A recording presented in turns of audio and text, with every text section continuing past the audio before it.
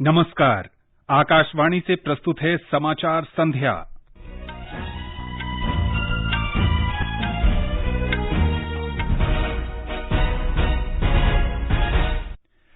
केंद्रीय मंत्रिमंडल ने आत्मनिर्भर भारत पैकेज के अंग के रूप में वित्त मंत्री द्वारा घोषित 6,28,000 करोड़ रुपए के प्रोत्साहन पैकेज को मंजूरी दी। मंत्रिमंडल की आर्थिक कार्य समिति ने 3 लाख करोड़ रुपए के आवंटन के साथ डिस्कॉम के लिए नवीकृत बिजली वितरण योजना को स्वीकृति दी। सरकार ने 16 राज्यों में सार्वजनिक निजी भागीदारी के जरिए भारत नेट के कार्यान्वयन का अनुमोदन किया। प्रधानमंत्री नरेंद्र मोदी ने 4 वर्ष पूरे होने पर वस्तु और सेवा कर जीएसटी प्रणाली की सराहना की। उन्होंने भारत के आर्थिक परिदृश्य में जीएसटी को मील का पत्थर बताया। देश भर में अब तक 33 करोड़ 28 लाख से अधिक कोविड टीके लगाए गए। संक्रमण से स्वस्थ होने की राष्ट्रीय दर 96.92% पर पहुंची।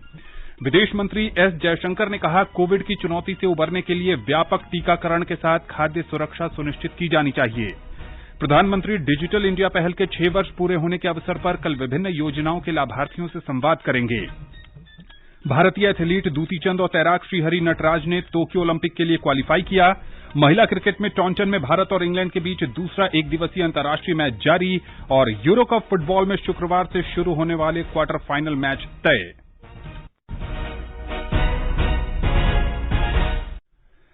समाचार संध्या में नईम अख्तर के साथ मैं आनंद श्रीवास्तव।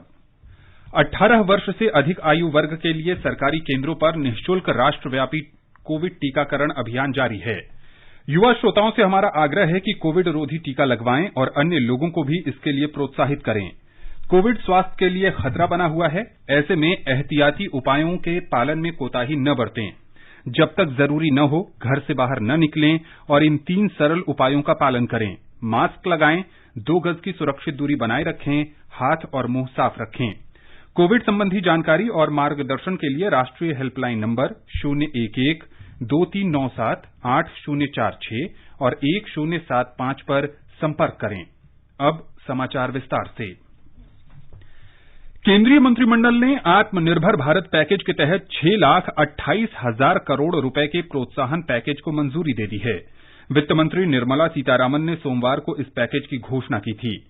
सूचना और प्रसारण मंत्री प्रकाश जावड़ेकर ने आज मंत्रिमंडल की बैठक के बाद संवाददाता सम्मेलन में बताया कि 2,60,000 करोड़ रुपए की ऋण गारंटी योजना को भी स्वीकृति दी गई है।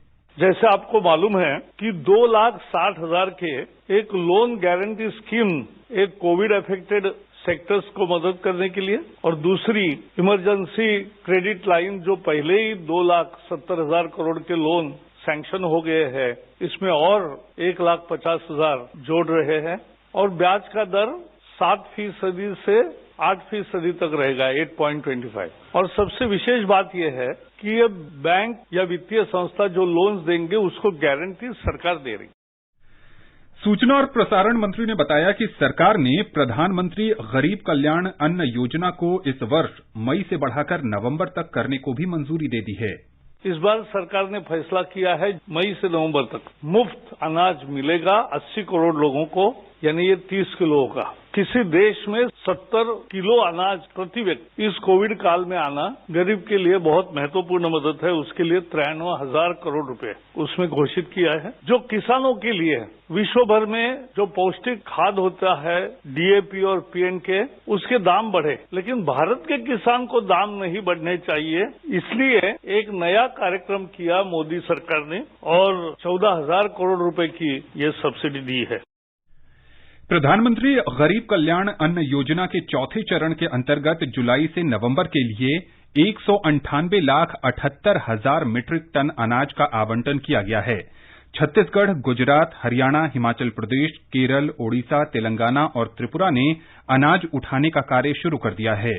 प्रधानमंत्री गरीब कल्याण अन्न योजना के तीसरे चरण के अंतर्गत भारतीय खाद्य निगम ने सभी राज्यों और केंद्र शासित प्रदेशों को 77,42,000 मीट्रिक टन अनाज की आपूर्ति की थी। मंत्रिमंडल की आर्थिक कार्य समिति ने सुधार आधारित और परिणाम से जुड़ी पुनर्निर्मित वितरण क्षेत्र योजना को मंजूरी दी है। ये योजना निजी क्षेत्र के डिस्कॉम को छोड़कर अन्य सभी डिस्कॉम और बिजली विभागों की परिचालन क्षमता और वित्तीय स्थिरता में सुधार के लिए है। योजना के तहत इसके लिए आपूर्ति बुनियादी ढांचे को मजबूत करने के वास्ते उन्हें सशर्त वित्तीय सहायता प्रदान की जाएगी। बिजली मंत्री आर के सिंह ने बताया कि इस योजना पर 3 लाख करोड़ रुपए से अधिक खर्च होंगे। केंद्र सरकार 97,631 करोड़ रुपए की अनुमानित सकल बजटीय सहायता देगी। केंद्रीय मंत्री रविशंकर प्रसाद ने बताया कि प्रत्येक गांव में ब्रॉडबैंड सुविधा के लिए भारतनेट के वास्ते अतिरिक्त राशि की भी मंजूरी दी है। देश के 16 राज्यों में भारतनेट को हम पब्लिक प्राइवेट पार्टनरशिप के मॉडल से 29,432 करोड़ रुपए के टोटल एक्सपेंसेस पर उसको हमने इन प्रिंसिपल अप्रूव किया है, जिसमें भारत सरकार की वायबिलिटी गैप फंडिंग होगी 19,041 करोड़ रुपए। और ये हम देश के 3,61,000 गांव में जो 16 राज्यों में हैं वहां पर इसे पीवी मॉडल के माध्यम से ला रहे हैं। श्री प्रसाद ने बताया कि विश्वसनीय, गुणवत्तापूर्ण और तेज गति के ब्रॉडबैंड के साथ सभी गांवों में भारतनेट के विस्तार से विभिन्न केंद्रीय और राज्य सरकारों की एजेंसियों द्वारा उपलब्ध कराई जा रही ई सेवाओं की बेहतर पहुंच हो सकेगी। इसके फायदे क्या क्या होंगे? सबसे बड़ी बात है ई गवर्नेंस नीचे तक जाएगा। दूसरा, कोविड के काल में टेली मेडिसिन बहुत बड़ी उपयोगिता रही है। बहुत सारे बच्चे रेलवे स्टेशन पर कोचिंग करते हैं क्योंकि वहां वाईफाई होता है। तो देश के ग्रामीण क्षेत्रों में बच्चों के लिए अच्छी कोचिंग की डिजिटल व्यवस्था हो पाएगी, इसका बहुत बड़ा अवसर मिलेगा। इसके अलावा कंपनियां डार्क फाइबर को बेचेंगी, बाकी नए एंटरटेनमेंट के प्रोग्राम ई कॉमर्स कंपनियां उसको पिकअप कर सकती हैं, जो नए OTT प्रोग्राम चल रहे हैं वो उससे अलायंस कर सकते हैं। तो ये बहुत बड़ी संभावना खुलेगी। प्रधानमंत्री नरेंद्र मोदी ने आज कहा कि वस्तु और सेवा कर GST भारत के आर्थिक परिदृश्य में मील का पत्थर साबित हुआ है। श्री मोदी ने कहा कि इससे आम आदमी पर करों की संख्या, अनुपालन बोझ और समग्र कर भार में कमी आई है, जबकि पारदर्शिता, अनुपालन और कर संग्रह में उल्लेखनीय वृद्धि हुई है। देश के सबसे बड़े कर सुधार GST कर प्रणाली को 1 जुलाई 2017 को लागू किया गया था। एक रिपोर्ट। GST की शुरुआत अप्रत्यक्ष कर सुधारों में एक बहुत ही महत्वपूर्ण कदम है। यह एक राष्ट्र एक कर एक बाजार के विचार को बढ़ावा देता है। पिछले 4 वर्षों से केंद्र सरकार राज्यों और केंद्र शासित प्रदेशों के साथ समन्वय बनाकर लगातार GST प्रणाली को सरल और पारदर्शी बनाने में जुटी हुई है। छोटे करदाताओं को राहत देने के लिए इस साल जनवरी से तिमाही रिटर्न मासिक भुगतान की सुविधा शुरू की गई है। इस योजना के तहत करदाताओं को हर तिमाही अपना रिटर्न दाखिल करना होता है। इससे पहले करदाताओं को हर महीने कर का भुगतान करना पड़ता था।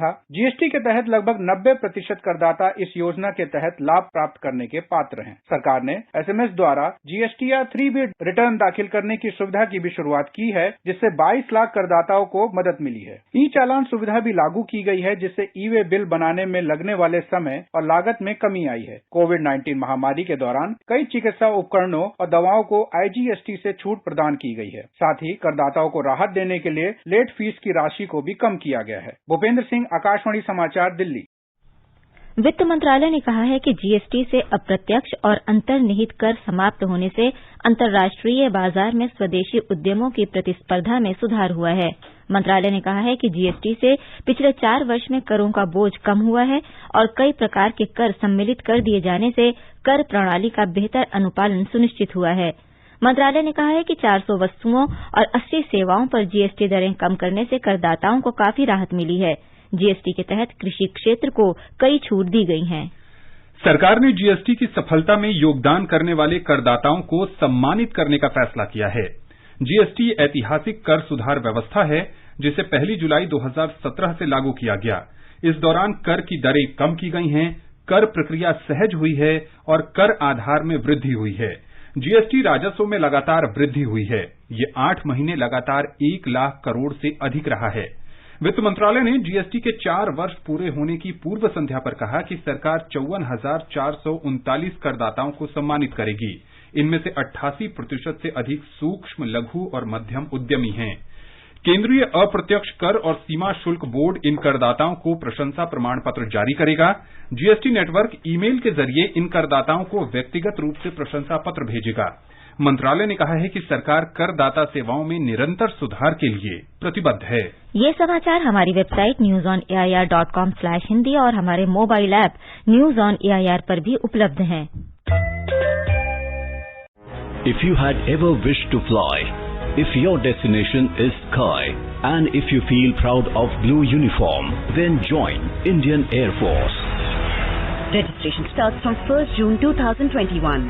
To apply online, log on to careerindianairforce.cdac.in. चलो मिलकर एक शुरुआत करें, चलो एक फैसला आज करें, मास्क नहीं तो टोकेंगे, कोरोना को रोकेंगे, चलो एक इरादा करते हैं, चलो खुद से वादा करते हैं, मास्क नहीं तो टोकेंगे, कोरोना को रोकेंगे। समाचार संध्या में आपका फिर स्वागत है। प्रधानमंत्री नरेंद्र मोदी कल राष्ट्रीय चिकित्सक दिवस के अवसर पर इंडियन मेडिकल एसोसिएशन के कार्यक्रम में चिकित्सकों को संबोधित करेंगे। श्री मोदी ने आज ट्विटर पर कहा कि कोविड को नियंत्रित करने में सभी डॉक्टरों के प्रयासों पर भारत को गर्व है। राष्ट्रव्यापी कोविड टीकाकरण अभियान के अंतर्गत अब तक 33 करोड़ 28 लाख से अधिक टीके लगाए जा चुके हैं। स्वास्थ्य मंत्रालय ने बताया कि कोविड से ठीक होने की दर बढ़कर 96.92% हो गई है।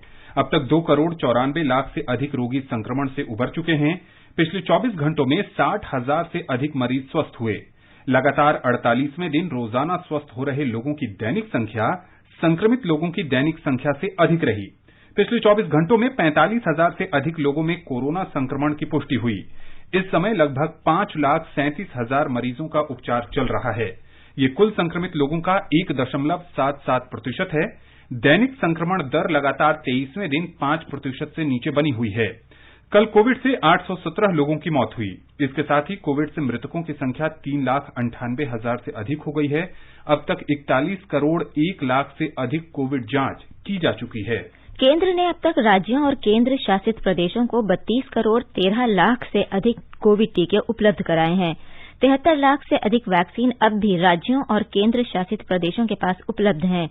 24,65,000 से अधिक वैक्सीन अगले 3 दिन में भेजी जाएंगी। सरकार पूरे देश में कोविड-19 टीकाकरण अभियान की गति तेज करने और इसके दायरे का विस्तार करने के लिए प्रतिबद्ध है। अधिक टीकों की उपलब्धता, राज्यों में बेहतर योजना और वैक्सीन आपूर्ति श्रृंखला को सुव्यवस्थित करते हुए टीकाकरण अभियान तेज किया गया है। केंद्र सरकार ने कोविड महामारी की तीसरी लहर और लॉकडाउन लगाने की तैयारी शुरू होने के दावे का खंडन किया है। सोशल मीडिया पर एक चित्र में ये दावा भी किया गया है कि इसकी घोषणा प्रधानमंत्री नरेंद्र मोदी ने की है। भारत सरकार के पत्र सूचना कार्यालय पीआईबी ने कहा है कि ये दावे पूरी तरह से गलत हैं। पीआईबी ने यह भी कहा है कि इस तरह की कोई घोषणा नहीं की गई है। लोगों को सलाह दी गई है कि इस तरह की अफवाहों से बचें और कोविड अनुकूल व्यवहार का पालन करें। आगे बढ़ने से पहले मुख्य समाचारों पर एक नजर। केंद्रीय मंत्रिमंडल ने आत्मनिर्भर भारत पैकेज के अंग के रूप में वित्त मंत्री द्वारा घोषित 6,28,000 करोड़ रुपए के प्रोत्साहन पैकेज को मंजूरी दी।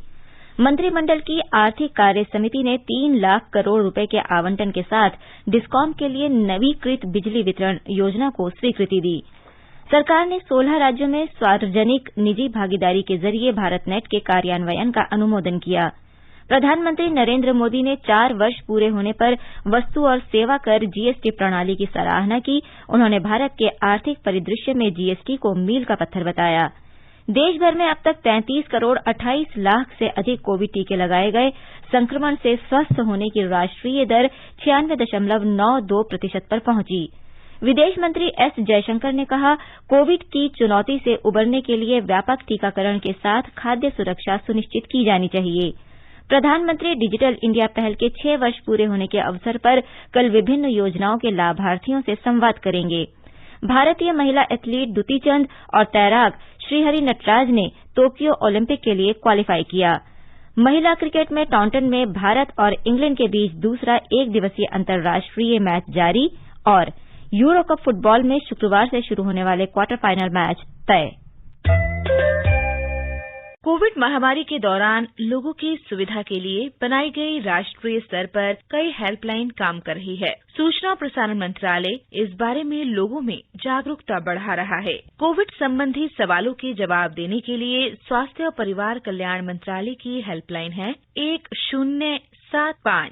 महिला और बाल विकास मंत्रालय की चाइल्ड हेल्पलाइन है 1098। वरिष्ठ नागरिकों के लिए सामाजिक न्याय और अधिकारिता मंत्रालय का हेल्पलाइन नंबर है 1456 7 मनोवैज्ञानिक सहायता के लिए राष्ट्रीय मानसिक स्वास्थ्य और तंत्रिका विज्ञान संस्थान निमहांस का नंबर है 080461100007।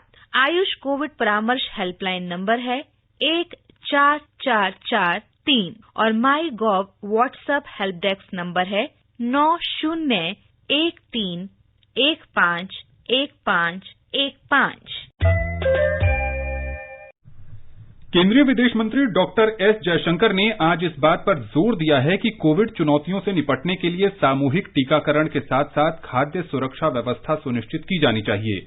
G20 विश्व खाद्य कार्यक्रम मानवीय रसद पर मंत्री स्तरीय कार्यक्रम को संबोधित करते हुए उन्होंने 80 करोड़ से अधिक नागरिकों की खाद्य जरूरतों को पूरा करने के लिए भारत के अनुभव को साझा किया। उन्होंने कहा कि भारत ने इस अवधि के दौरान 5 देशों को गेहूं और 6 देशों को चावल उपलब्ध कराया है।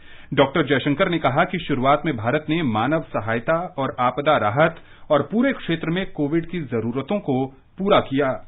केंद्रीय स्वास्थ्य मंत्री डॉक्टर हर्षवर्धन ने कहा है कि पारंपरिक भारतीय चिकित्सा पद्धति ने कोविड के दौरान लोगों की रोग प्रतिरोधक क्षमता बढ़ाने में महत्वपूर्ण योगदान दिया है। उन्होंने कहा कि यह आवश्यक है कि दवाओं और उपचार के समृद्ध पारंपरिक ज्ञान को न केवल कोविड-19 से निपटने में बल्कि सार्वजनिक स्वास्थ्य प्रणाली को मजबूत करने के लिए विभिन्न स्तरों पर निवेश के माध्यम से आधुनिक स्वास्थ्य प्रणाली में एकीकृत करने की आवश्यकता है। डॉक्टर हर्षवर्धन ने आज वर्चुअल माध्यम से शंघाई सहयोग संगठन SCO देशों के स्वास्थ्य मंत्रियों के साथ बैठक में ये जानकारी दी। उन्होंने कहा कि महामारी से ये साबित हुआ है कि जब तक हम सभी सुरक्षित नहीं हैं, तब तक कोई भी सुरक्षित नहीं है। स्वास्थ्य मंत्री ने स्वास्थ्य के विभिन्न पहलुओं पर देशों के बीच अधिक सहयोग की आवश्यकता पर बल दिया। डॉक्टर हर्षवर्धन ने कहा कि इस महामारी ने SCO सदस्य देशों को स्वास्थ्य और आर्थिक स्तर पर जबरदस्त नुकसान पहुंचाया है।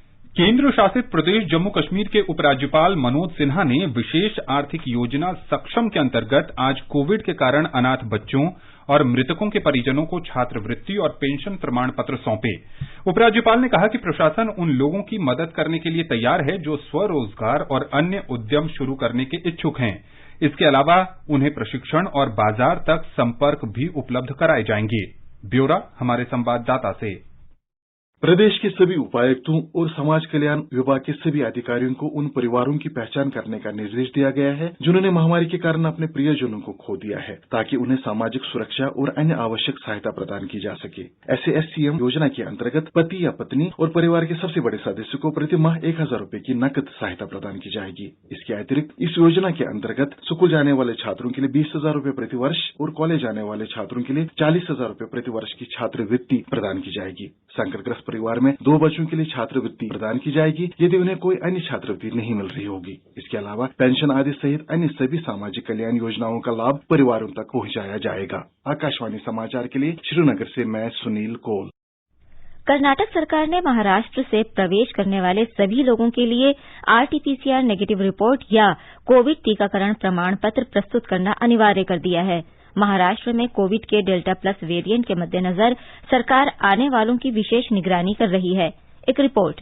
महाराष्ट्र से कर्नाटक आने वाले यात्रियों को 72 घंटे के अंदर RT-PCR नेगेटिव रिपोर्ट या वैक्सीनेशन का प्रमाण पत्र लाना जरूरी कर दिया गया है। इससे संबंधित आदेश जून 28 तारीख को निकाले गए थे। कलबुर्गी, बेलगावी, विजयपुरा और बीदर जिले जो महाराष्ट्र सीमा से लगे हुए हैं, यहाँ के डिप्टी कमिश्नर्स को सूचना दी गई है कि चेकपोस्ट में निगरानी बढ़ा दी जाए। विमान यात्रा, रेल और बस द्वारा आ रहे यात्रियों को जांचने की जिम्मेदारी निर्वाहकों को सौंप दी गई है। जनप्रतिनिधि, स्वास्थ्य विभाग के अधिकारी और 2 साल के आयु वाले बच्चों को इससे छूट दी गई है। सुधींद्र, आकाशवाणी समाचार, बेंगलुरु।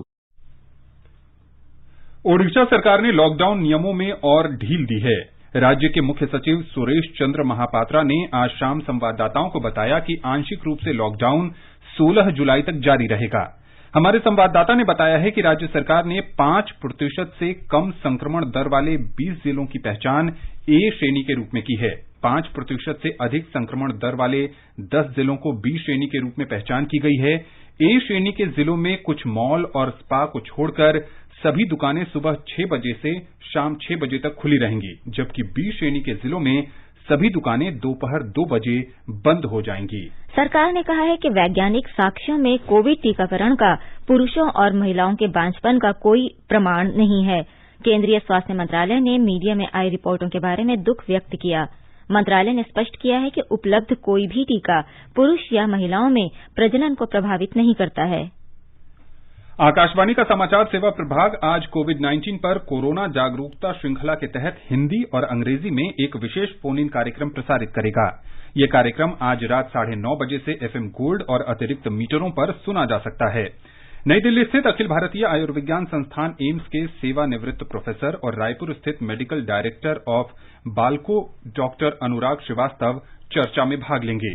श्रोता हमारे टोल फ्री नंबर 1800-115767 और लैंडलाइन नंबर 011-2331-44 पर सवाल पूछ सकते हैं।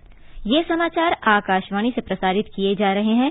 ताजा समाचार जानने के लिए आप हमारे Twitter handle @AIR News Hindi को फॉलो कर सकते हैं।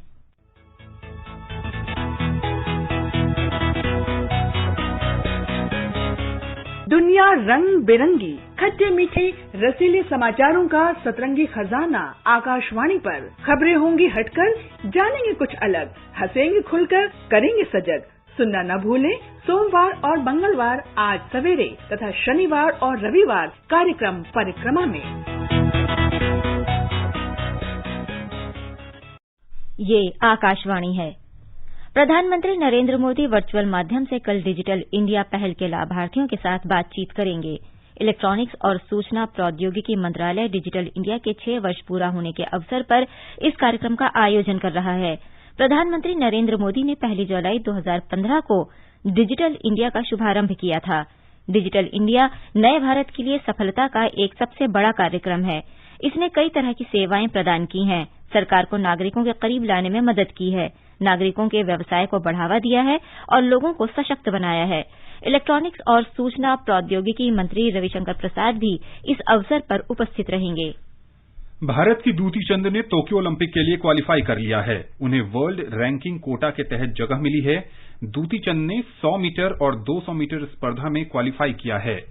श्रीहरि नटराज टोक्यो ओलंपिक के लिए क्वालिफाई करने वाले दूसरे तैराक बन गए हैं। उन्होंने रोम में एक ट्रायल में 100 मीटर बैक स्ट्रोक स्पर्धा में 53.77 सेकेंड का समय निकालकर क्वालिफाई किया। इससे पहले शनिवार को साजन प्रकाश ने ओलंपिक के लिए क्वालिफाई किया था। टोक्यो ओलंपिक खेलों का आयोजन में अब 22 दिन रह गए हैं। आकाशवाणी से जारी विशेष ओलंपिक श्रृंखला में आज हम बात करेंगे केरल के युवा तैराक साजन प्रकाश की। लक्ष्य तेरा सामने है, जीत के है आना। केरल के युवा तैराक साजन प्रकाश ने 200 मीटर बटरफ्लाई वर्ग में ओलंपिक कोटा हासिल कर टोक्यो ओलंपिक में अपना स्थान पक्का कर इतिहास रच दिया है। उन्होंने रोम में सेट्टे कोलो ट्रॉफी में 1 मिनट 56.38 सेकंड का समय निकालकर ओलंपिक ए क्वालिफिकेशन टाइम पार कर लिया। साजन के नाम तैराकी की विभिन्न स्पर्धाओं में 11 राष्ट्रीय सेमी रिकॉर्ड्स हैं। साजन इस समय टोक्यो ओलंपिक की तैयारी में पूरे जोर शोर से लगे हैं। आकाशवाणी समाचार से खास बातचीत में साजन ने अपनी सफलता पर कहा, First reaction when I saw the time board, I saw my coaches jumping in the stands and I had happy tears on me, and then when I came out and I walked, I saw my coach. He was literally crying and he came and hugged me, and there is no beautiful feeling than that thing. साजन ने कोविड-19 महामारी के बीच आने वाली चुनौतियों के बीच अपनी तैयारियों पर बताया, We put all the effort in the pool during our training period. The last 1 year, I created this race-based training during the training sessions where I could see myself progress to better my timings over the period. I think I gained more confidence with that. साजन ने प्रधानमंत्री जी को उनके उत्साहवर्धन के लिए धन्यवाद दिया। I think it's a great encouragement. We need this encouragement as many times so we could go step by step to next level of our career and get our passion right for our country. साजन ने आकाशवाणी के श्रोताओं से appeal की, If you love your work and if you are passionate at any point, just be patient and one day you will see miracles happening. साजन तैराकी में Tokyo Olympic में एक नया अध्याय लिखने को तैयार हैं और पूरे देश की शुभकामनाएं साजन के साथ हैं। Siddharth Singh, sports desk. लक्ष्य तेरा सामने है, जीत के है आना। आकाशवाणी समाचार अपने प्रतिदिन प्रसारित होने वाले कार्यक्रम स्पोर्ट्स स्कैन में कल से श्रोताओं के लिए ओलंपिक क्विज आकाशवाणी समाचार के साथ लेकर आ रहा है। इसमें हिस्सा लेने के लिए श्रोताओं को स्पोर्ट्स स्कैन कार्यक्रम के दौरान ओलंपिक पर पूछे गए प्रश्न का जवाब देना है। जवाब ईमेल airsportscan@gmail.com पर भेजे जा सकते हैं। विजेता का चुनाव ईमेल के द्वारा सबसे पहले मिलने वाले सही जवाब से होगा। क्विज के विजेता का नाम अगले दिन प्रसारित होने वाले स्पोर्ट्स स्कैन कार्यक्रम और समाचार बुलेटिन में घोषित किया जाएगा। साथ ही आकाशवाणी समाचार के Twitter handle @AIR News Alerts पर भी फ्लैश होगा। विजेता को भारतीय ओलंपिक टीम की एक जर्सी भी दी जाएगी। स्पोर्ट्स स्कैन कार्यक्रम रोजाना शाम 7:20 पर FM गोल्ड 100.1 मेगाहर्ट्ज और YouTube channel news on AIR official पर प्रसारित होता है। टॉन्टन में महिला क्रिकेट श्रृंखला के दूसरे एक दिवसीय मैच में इस समय भारत और इंग्लैंड के बीच मुकाबला जारी है। भारत ने पहले बल्लेबाजी करते हुए 28 ओवर में 3 विकेट पर 121 रन बना लिए हैं। इससे पहले इंग्लैंड ने टॉस जीतकर गेंदबाजी करने का फैसला किया। पहला मैच जीतकर इंग्लैंड 3 मैचों की श्रृंखला में 1-0 से आगे है। यूरोकप फुटबॉल प्रतियोगिता के क्वार्टर फाइनल मैच तय हो गए हैं। शुक्रवार को पहले क्वार्टर फाइनल में स्पेन का मुकाबला स्विट्जरलैंड से होगा, जबकि दूसरे क्वार्टर फाइनल में बेल्जियम का सामना इटली से होगा।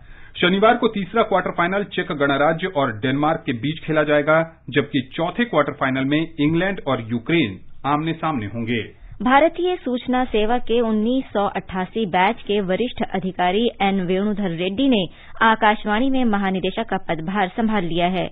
वो वर्तमान में आकाशवाणी के समाचार सेवा प्रभाग में प्रधान महानिदेशक के रूप में कार्य कर रहे हैं। मंत्रिमंडल की नियुक्ति समिति की स्वीकृति के बाद उन्हें आकाशवाणी का अतिरिक्त कार्यभार सौंपा गया है। अब एक नजर कल के मौसम के पूर्वानुमान पर।